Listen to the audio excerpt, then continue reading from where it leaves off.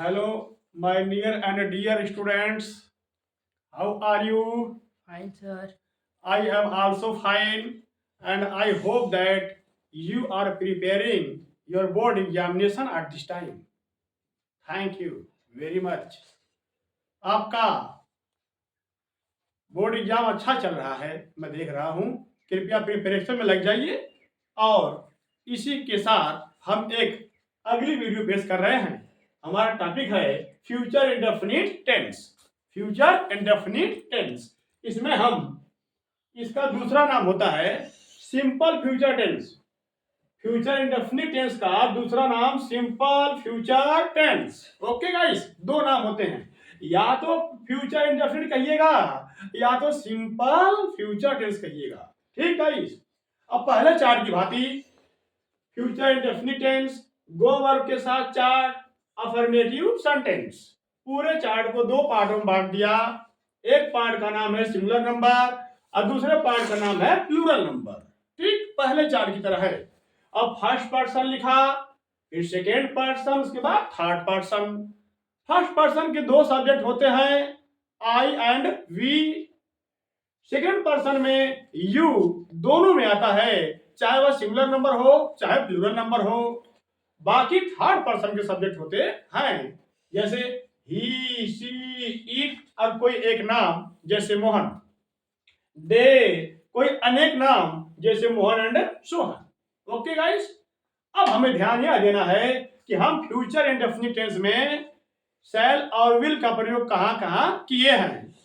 तो पता यह चला, आई और वी के साथ हम शैल लिखे हैं, अर्थात फर्स्ट पर्सन में दो सब्जेक्ट होते हैं, दोनों सब्जेक्ट के साथ हम शैल का प्रयोग किए हैं।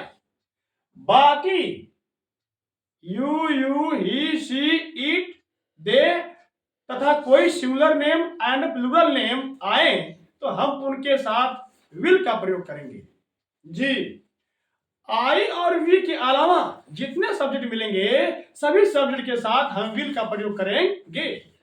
जी, आई और वी के साथ शैल का प्रयोग होता है, बाकी सब्जेक्ट के साथ विल का प्रयोग किया जाता है। जी, और शैल और विल के साथ हम क्रिया का पहला रूप प्रयोग किए हैं, अर्थात आई शैल गो मैं जाऊंगा, वी शैल गो हम जाएंगे, यू विल गो तुम जाओगे, यू विल गो तुम लोग जाओगे, ही विल गो वह जाएगा, शी विल गो वह जाएगी, इट विल गो यह जाएगा, मोहन विल गो मोहन जाएगा, दे विल गो वे जाएंगे, Mohan will go Mohan and Sohan will go Mohan और सोहन जाएंगे। जी गाइस, हमें यह ध्यान देना है कि कहां शैल और कहां विल, कहां शैल कहां विल। तो पता यह चला कि आई और वी के साथ शैल लगता है और बाकी जितने सब्जेक्ट मिलेंगे सभी के साथ विल का प्रयोग होता है। मैंने बताया था क्रिया के 5 रूप होते हैं। जी, go, went, gone, going, goes, come, came, come, coming, comes, read, ride, reading, reads, run, run, running, runs. जी हाँ, क्रिया के 5 रूप होते हैं, यानी 5 forms are there of verbs. Verbs are in 5 forms. Okay guys, इसमें क्रिया का पहला रूप लगा है सभी सब्जेक्ट के साथ। सभी सब्जेक्ट के साथ फ्यूचर इंडेफिनिट टेंस में फाइनाइट वर्ब का फर्स्ट फॉर्म प्रयोग किया जाता है। फ्यूचर इंडेफिनिट टेंस में या सिंपल फ्यूचर टेंस में फाइनाइट वर्ब का फर्स्ट रूप प्रयोग किया जाता है। और ध्यान यह देना है कि शैल और विल किन किन सब्जेक्ट के साथ प्रयोग किया गया है। जी, जिस प्रकार से आई शैल गो मैं जाऊंगा, उसी प्रकार से आई शैल कम मैं आऊंगा, आई शैल ईट मैं खाऊंगा, आई शैल टीच मैं पढ़ाऊंगा। जी हाँ, जिस प्रकार से ही विल गो वह जाएगा, उसी प्रकार से ही विल कम वह आएगा, ही विल रीड वह पढ़ेगा, ही विल टीच वह पढ़ाएगा, ही विल प्ले क्रिकेट वह क्रिकेट खेलेगा, ही विल टेक टी वह चाय पिएगा, जी हाँ, हमें क्रिया का पहला रूप प्रयोग करना है फ्यूचर इंडेफिनिट टेंस में। सभी के साथ क्रिया का पहला रूप प्रयोग किया गया है। कृपया इस पर ध्यान दीजिएगा। एक बार फिर से चार्ट याद कर लीजिए। Future indefinite tense, go verb के साथ chart, affirmative sentence, singular number, plural number, first person, I shall go, मैं जाऊंगा, वी शैल गो, हम जाएंगे, यू विल गो, तुम जाओगे, यू विल गो, तुम लोग जाओगे, ही विल गो, वह जाएगा, शी विल गो, वह जाएगी, इट विल गो, यह जाएगा, मोहन विल गो, मोहन जाएगा, दे विल गो, वे जाएंगे, Mohan and Sohan will go, Mohan और सोहन जाएंगे। जी हाँ, अब एक बात और बता रहा हूं। जनरल रूप से आपको बताया जाता है आई शैल गो, मैं जाऊंगा, वी शैल गो, हम जाएंगे, यू विल गो, तुम जाओगे। ये तो जनरली है, क्योंकि फ्यूचर इंडेफिनिट टेंस में हिंदी वाक्य की क्रिया के अंत में गा, गी, गे मिलता है। इंग्लिश वाक्य में शैल और विल के साथ क्रिया का पहला रूप प्रयोग होता है। इंग्लिश वाक्य में इसकी डेफिनेशन पहचान है, शैल और विल के साथ क्रिया का फर्स्ट फॉर्म प्रयोग होता है। इस प्रकार से आपको यह ध्यान देना है कि हम कहाँ शैल लिखे, कहाँ विल लिखे हैं। तो देखिए, शैल और विल के साथ क्रिया का पहला रूप, शैल क्रिया का पहला रूप, विल क्रिया का पहला रूप अगर मिला तो आप जानिएगा कि वह फ्यूचर इंडेफिनिट टेंस है या सिंपल फ्यूचर टेंस है। दोनों बात एक ही है। फ्यूचर इंडेफिनिट के दो नाम हैं, एक नाम सिंपल फ्यूचर टेंस, दूसरा नाम future indefinite tense. Okay guys जी, अब आप ध्यान दीजिए, एक इंपॉर्टेंट मैटर है, प्लीज ध्यान दीजिएगा।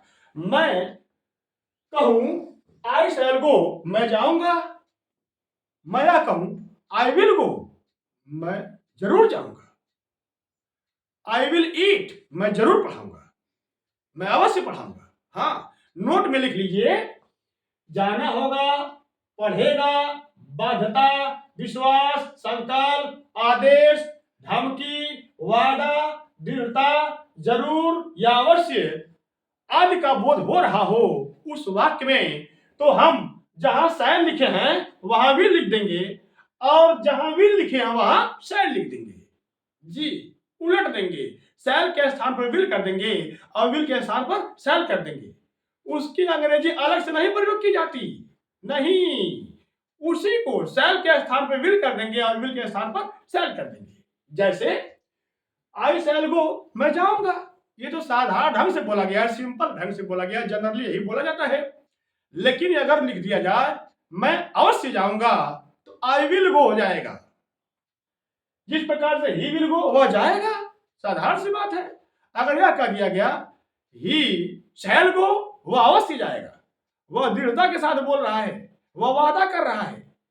मैं यह कहूं मुझे जाना होगा, तो आई विल गो, मुझे जाना पड़ेगा, आई विल गो, मुझे पढ़ाना होगा, आई विल टीच।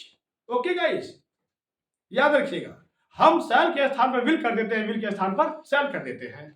जिस प्रकार से शी विल गो, वह जाएगी, लेकिन यह कह दिया जाए उसे जाना होगा, शी शैल गो, अब विल नहीं लगेगा, अब शैल लग जाएगा। जी, याद रखिएगा। देखिए, नोट में मैं लिखवाया हूं, नोट में जाना होगा, पढ़ेगा, बाध्यता, विश्वास, संकल्प, आदेश, धमकी, वादा, दृढ़ता, अवश्य, जरूर अगर आ जाए तो सोच लीजिएगा कि अब हमें शैल के जगह विल का प्रयोग करना होगा, आई विल के जगह शैल का प्रयोग करना होगा। उसकी कोई बाहरी अंग्रेजी नहीं है, बस उसका रूल उलट देते हैं। जहां पर शैल लगता है वहां विल लगा देते हैं, और जहां विल लगता है वहां शैल लगा देते हैं। बहुत लंबा प्रक्रिया इसमें नहीं है, हल्का सा सोचिए। जी, याद रखिए, आप लोग तो बिला वजह चिंता करते हैं। जख्म खाता रहा, मुस्कुराता रहा, जख्म खाता रहा, मुस्कुराता रहा, फिर भी दोस्तों से दोस्ती निभाता रहा। जी हाँ, ठीक, ओके गाइस, याद रखिएगा। मैं यह कहूं राम पढ़ेगा, तो राम विल रीड, राम पढ़ेगा। मैं यह कहूं राम को पढ़ना होगा। अब राम शैल रीड हो जाएगा। राम शैल रीड, राम को पढ़ना पड़ेगा या राम पढ़ेगा। बलपूर्वक कहा जा रहा है, दृढ़ता से कहा जा रहा है, तो इसमें कोई दूसरी अंग्रेजी नहीं होती है। बस इसके वर्ड शैल की जगह शुड हो जाए, शैल की जगह विल हो जाएंगे, विल की जगह शैल हो जाएंगे। बस इतना ही आपको ध्यान देना होगा। और वैसे तो जनरल रूप से फर्स्ट पर्सन में शैल और बाकी सबके साथ विल का प्रयोग होता है, लेकिन विशेष वाक्यों में कहीं कहीं दृढ़ता का बोध होता है, धमकी का बोध होता है, आदेश का बोध होता है। जहां पर ऐसा बोध हो, ऐसी बातों का अवलोकन हो कि दृढ़ता है, बाध्यता है, धमकी है, आदेश है, संकल्प है, विश्वास है, पढ़ेगा, बाध्यता बता रहा है, जाना होगा, यानी आपको व्यूज किया जा रहा है, लग रहा है इस वाक्य से, तो ऐसे स्थान पर शैल की जगह विल कर दीजिएगा और विल की जगह शैल कर दीजिएगा। उसके सब्जेक्ट से देखिएगा कि उसके साथ पहले क्या लगता था, अब क्या लगाया जाए। जी हाँ, हर जगह कहीं भी मिलेगा। जनरल रूप से तो देख ही लिए है कि कहां शैल कहां विल, लेकिन जब बाध्यता हो, व्यवस्था हो, तो आप विल की जगह शैल मार दीजिएगा। ठीक, एक बार फिर से याद कर लीजिए। Future indefinite tense, go verb के साथ 4 affirmative sentence. Okay, singular number, plural number, 2 part हो गया। आई शैल गो, मैं जाऊंगा। वी शैल गो, हम जाएंगे। यू विल गो, तुम जाओगे। यू विल गो, तुम लोग जाओगे। ही विल गो, वह जाएगा। शी विल गो, वह जाएगी। इट विल गो, यह जाएगा। मोहन विल गो, मोहन जाएगा। दे विल गो, वे जाएंगे। Mohan and Sohan will go, Mohan और सोहन जाएंगे। ओके गाइस, जी बहुत दूर मत जाइए, हम आपके पास हैं, आपके साथ हैं। सिर्फ आप पढ़िए, पढ़ने की आदत डालिए। जो समस्या हो पढ़ाई लिखाई से संबंधित आकर हमसे कहिए, हम हर वक्त आपके साथ तैयार हैं। बस गाइस, आपसे यही एक आदेश है कि आप पढ़ें, एडवाइस है आप पढ़ें। पढ़ेंगे तो फंसेंगे, और फंसेंगे तो पूछेंगे। पढ़िए, हम है ना, पढ़िए, नहीं आएगा तो हम बताएंगे, इतना याद रखिएगा। ठीक, यह देख लीजिए, इंग्लिश वाक्यों में पहचान इसकी मिलती है शैल के साथ क्रिया का पहला रूप और विल के साथ क्रिया का पहला रूप इंग्लिश वाक्य मिलती है। और हिंदी वाक्य में इसकी पहचान है कि वर्ब के अंत में गा गी गे मिलता है। ऐसे को हम सिंपल फ्यूचर कहते हैं या फ्यूचर इंडेफिनिट टेंस कहते हैं। ओके गाइस, जी अब आप होमवर्क लिखिए, होम असाइनमेंट लिखिए। मैं किताब पढ़ाऊंगा, सोहन फुटबॉल खेलेगा, तुम्हें दिल्ली जाना पड़ेगा, मुझे सुबह में किताब पढ़ाना होगा, हम फुटबॉल खेलेंगे, वह अवश्य दौड़ेगी,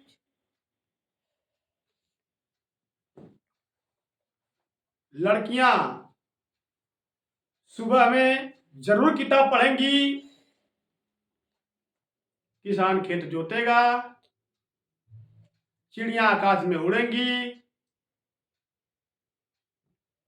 मैं बॉम्बे से आऊंगा,